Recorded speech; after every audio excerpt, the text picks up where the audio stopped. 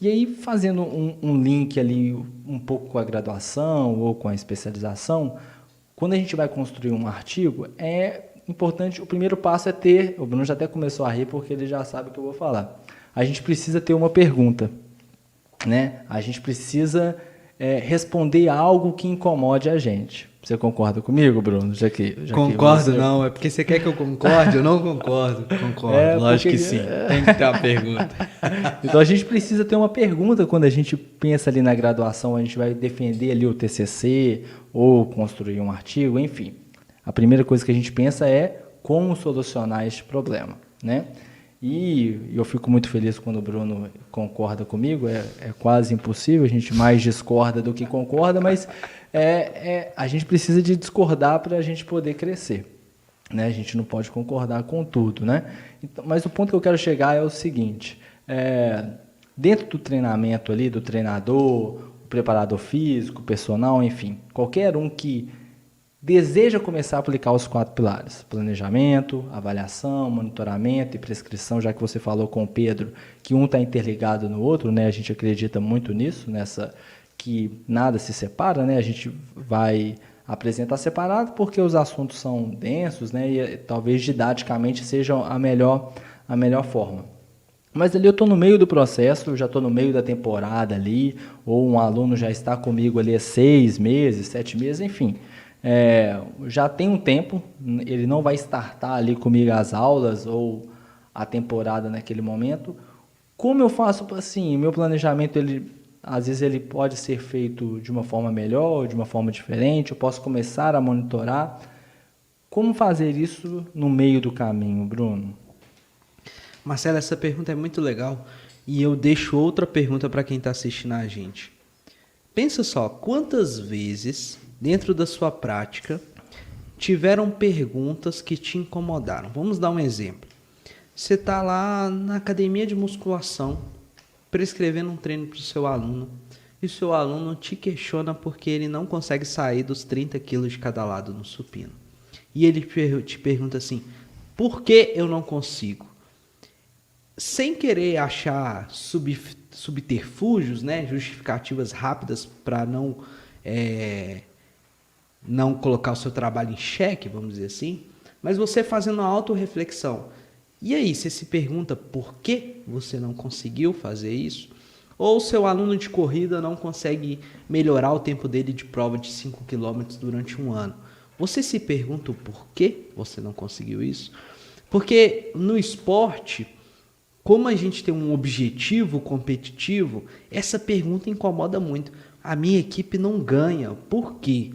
O meu atleta não sobe no pódio. Por quê? Meu aluno não evolui. Por quê? Então, tem sempre um porquê. Qual que é a dificuldade hoje? O profissional entender que esse porquê deveria ser um primeiro gatilho, o primeiro estalo para ele se tornar um profissional científico dentro da prática. Poucas pessoas pensam nisso, né? Como eu posso me tornar um profissional científico dentro da minha prática? Sabe como é que você se torna um profissional científico dentro da sua prática? Sem ser cientista. Você pega uma pergunta que você teve que te incomodou, você pensa em um método de respondê-la. Por exemplo, o primeiro exemplo da academia de musculação, eu testaria diferentes treinamentos ao longo de cada semana e avaliando a evolução da força dele para ver se algum treinamento ele respondeu melhor. E aí eu compararia isso, né, faria alguma comparação numérica dessa evolução para eu refletir se algum método foi mais efetivo para aquele aluno.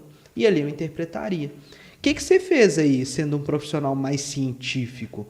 Você usou alguns pressupostos do método científico, que é uma pergunta, a elaboração de um método para respondê-la, alguns testes para testar aquela hipótese que você tem, e aí você usou isso para interpretar. Reparem como você, pensando assim, você não seria um profissional que somente prescreve, você seria um profissional que passa a testar o seu próprio método e aprimorar o seu próprio método.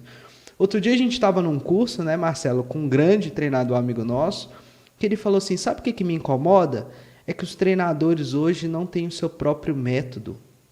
Ah, ele tem um jeito de analisar um jogo, um jeito de enxergar um jogo, um jeito de enxergar o treinamento, mas ele não tem o seu próprio método, algo que ele acredita muito e que ele segue aquela linha porque ele sabe que é aquilo que dá resultado.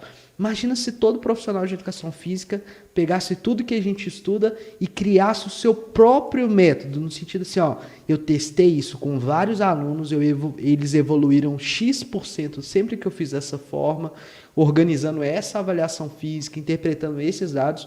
Então esse é o método, ó, tem a Daniele Araújo aí, ó, esse é o método Daniele Araújo, esse é o método José Fernandes. Imagina se você tivesse o seu método. Então, qual que é a ideia, então? Hoje, por exemplo, eu como fisiologista, eu tenho o meu método de enxergar monitoramento da carga, que é único, só eu enxergo o monitoramento da carga daquela forma.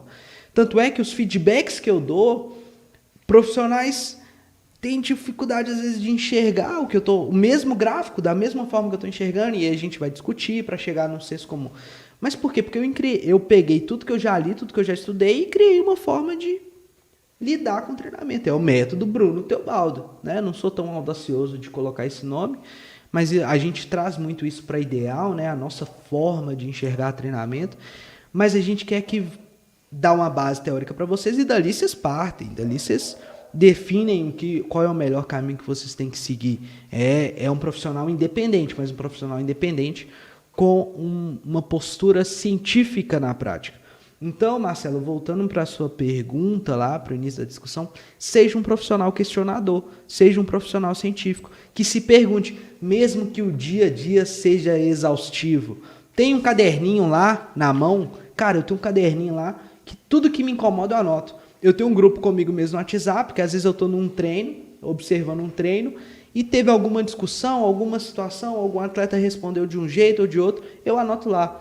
Esse atleta respondeu assim, assim, assim, e aí depois eu vou pensar por quê, e vou tentar buscar, e assim eu começo a aprimorar cada vez mais minha prática, o meu olhar. Imagina você dando personal e falando assim, meu aluno chegou desse jeito, hoje era um dia que foi um dia cansativo para ele não conseguiu treinar quadríceps. É aleatório? Pode ser, gente, pode ser aleatório. Mas e se isso começa a se repetir? Como você tem registro, você pode avaliar o seu método. E aí você começa a ser um profissional mais científico. Legal.